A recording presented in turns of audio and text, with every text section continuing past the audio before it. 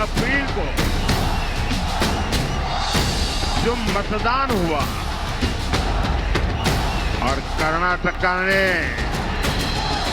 यहां की माताओं बहनों ने, यहां के फर्स्ट टाइमर वोटरों ने जो कमाल करके दिखाया है, पूरी कांग्रेस ऊपर से नीचे तक बहुत परेशान। भाइयों बहनों, 26 अप्रैल को जो मतदान हुआ और कर्नाटक ने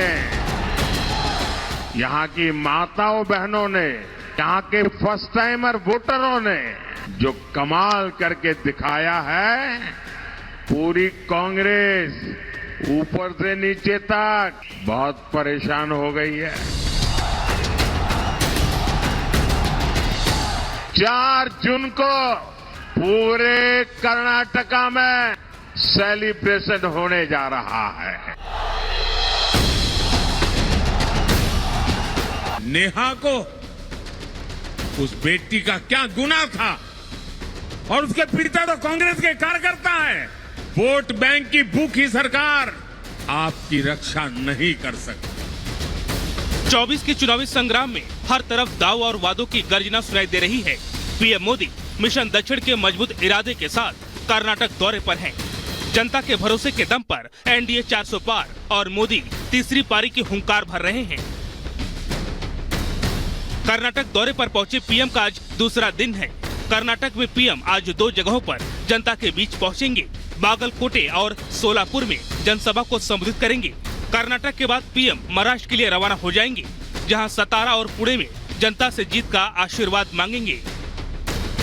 चुनावी प्रचार अभियान के सुपर संडे में पीएम मोदी कर्नाटक में ही थे, जहां जनसभा को संबोधित करते हुए पीएम कांग्रेस पर जमकर बरसे। राहुल गांधी के विवादित बयान पर उन्हें आड़े हाथों लिया और बताया कि कांग्रेस की तुष्टीकरण की मानसिकता अब खुलकर देश के सामने आ रही है। शाहजादे ने राजा महाराजा को बुरा भला कह दिया, उनकी तो आलोचना कर दी, लेकिन भारत के इतिहास में जो अत्याचार नवाबों ने किए, निजामों ने किए, सुल्तानों ने किए, बादशाहों ने किए, उसकी बात पर तो शाहजादे के मुंह पर ताला लग जाता है। तीसरे चरण से पहले पीएम मोदी ताबड़तोड़ प्रचार कर रहे हैं। उन्होंने कर्नाटक के बेल्लारी, उत्तर कन्नड़ और दावणगेरे में सभाएं की। यहां कांग्रेस को आड़े हाथों लेते हुए पीएम ने कहा, कांग्रेस कर्नाटक को पीछे ले जा रही है।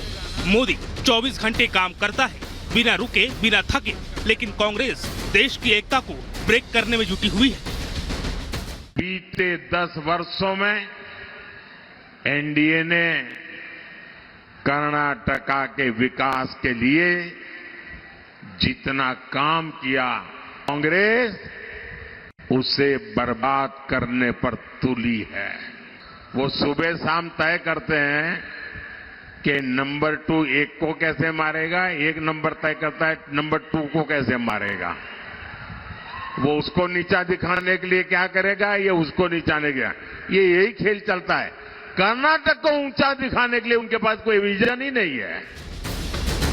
पीएम मोदी मजबूत सरकार के दावे और आत्मविश्वास के दम पर विकास की गारंटी दे रहे हैं और जनता से जीत का आशीर्वाद मांग रहे हैं। 26 अप्रैल को जो मतदान हुआ और कर्नाटक ने यहां की माताओं बहनों ने, यहां के फर्स्ट टाइमर वोटरों ने जो कमाल करके दिखाया है, पूरी कांग्रेस ऊपर से नीचे तक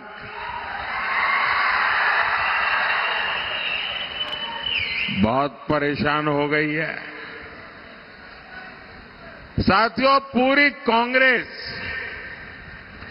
इस कोशिश में लगी है कि 7 मई को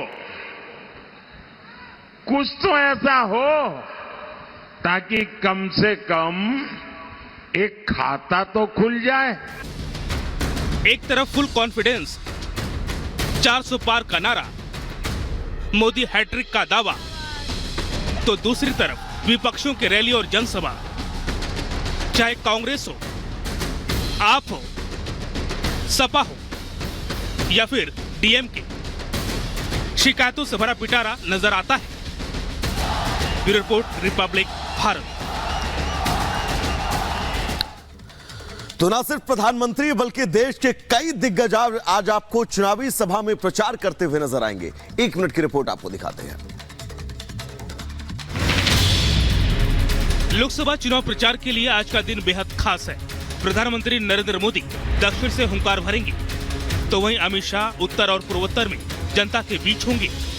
पीएम मोदी आज कर्नाटक और महाराष्ट्र में जनसभा को संबोधित करेंगे और अमित शाह बिहार और असम में आज चुनावी सभाओं को संबोधित कर मोदी सरकार के कार्यकाल की उपलब्धियां गिनवाएंगे।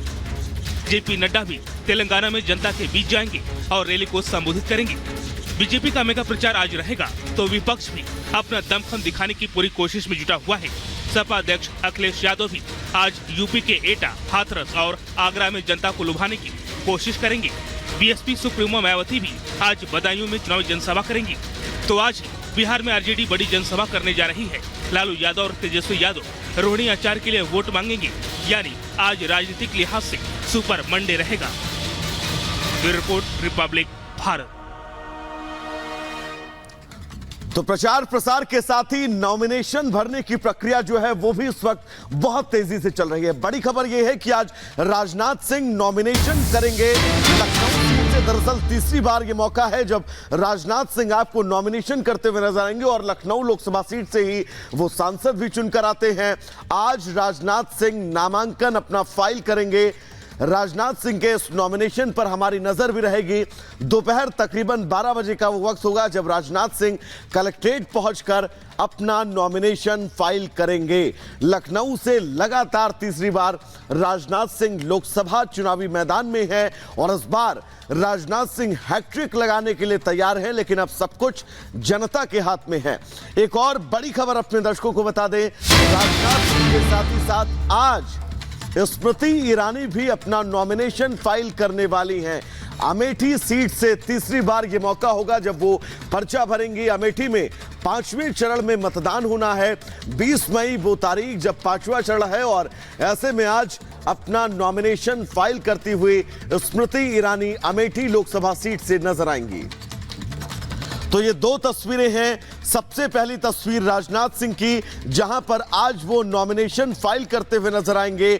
लखनऊ लोकसभा सीट तीसरी बार हैट्रिक लगाने के लिए तैयार। तो दूसरी तरफ स्मृति ईरानी जो तीसरी बार आज अपना नॉमिनेशन फाइल करने वाली है। इसी से जुड़ी एक रिपोर्ट आपको दिखाते हैं।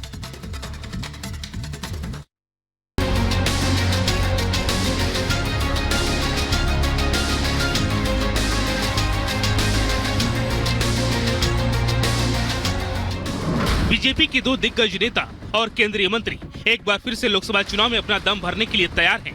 बीजेपी नेता और रक्षा मंत्री राजनाथ सिंह लखनऊ से नामांकन करेंगे, वहीं महिला एवं बाल कल्याण मंत्री स्मृति ईरानी अमेठी से पर्चा भरेंगी।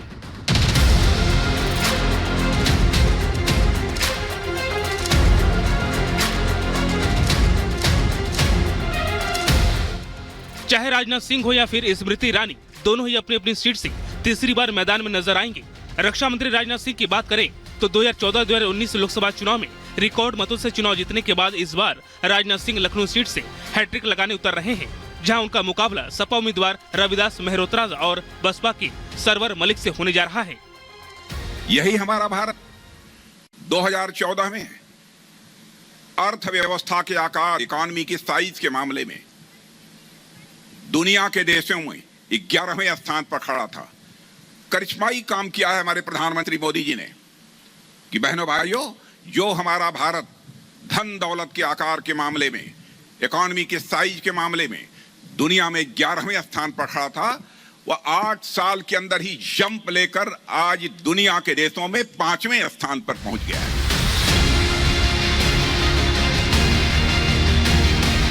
अमेठी लोकसभा सीट से लगातार तीसरी बार उम्मीदवार बनाए गए केंद्रीय मंत्री स्मृति ईरानी भी आज नामांकन दाखिल करेंगी। 2014 में पहली बार अमेठी से स्मृति ईरानी को बीजेपी ने प्रत्याशी बनाया था, लेकिन स्मृति को हार का सामना करना पड़ा। बावजूद इसके वो लगातार अमेठी में डटी रही और 2019 में पार्टी ने उन्हें एक बार फिर से अमेठी से टिकट दिया तो स्मृति ने राहुल गांधी को हराकर कांग्रेस के सबसे मजबूत दुर्ग को ढा दिया। कांग्रेस पार्टी के सांसद 15 साल लापता रहे। एक चुनाव हारने के बाद छोड़कर क्षेत्र चले गए। मैं हार कर भी डटी रही और जीत कर जो वादा दिया था उस वचन की पूर्ति की और गौरीगंज में अपना मकान बनाया। इन दो दिग्गजों के अलावा दिल्ली में नॉर्थ वेस्ट से बीजेपी के उम्मीदवार योगेंद्र चंदौलिया भी आज अपना नामांकन दाखिल करेंगे। चुनावी रण में अपना दम भरने के लिए आज कल्पना सोरेन भी पर्चा भरेंगी। कल्पना सोरेन गांडेव विधानसभा सीट से उपचुनाव लड़ने जा रही हैं। Bureau report, Republic Bharat. तो न सिर्फ देश भर में ही प्रधानमंत्री नरेंद्र मोदी को एक बार फिर से प्रधानमंत्री बनाने के लिए उत्साह है, बल्कि विदेश से भी ऐसी तस्वीरें आई हैं जो आपको रोमांचित कर देंगी। लंदन की तस्वीर आपको इस रिपोर्ट पर दिखाते हैं।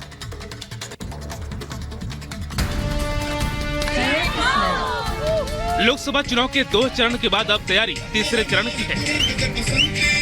बीजेपी के तमाम दिग्गज चुनाव प्रचार में जुटे हुए हैं, तो बीजेपी का समर्थन देश के बाहर भी हो रहा है। लंदन में बीजेपी और पीएम मोदी के सपोर्ट में रन फॉर मोदी कार्यक्रम का आयोजन किया गया। एक सुर में मार्च करते हुए प्रधानमंत्री मोदी के प्रति अपना समर्थन व्यक्त किया। इस रन फॉर मोदी कार्यक्रम का आयोजन overseas friends of BJP UK ने किया था।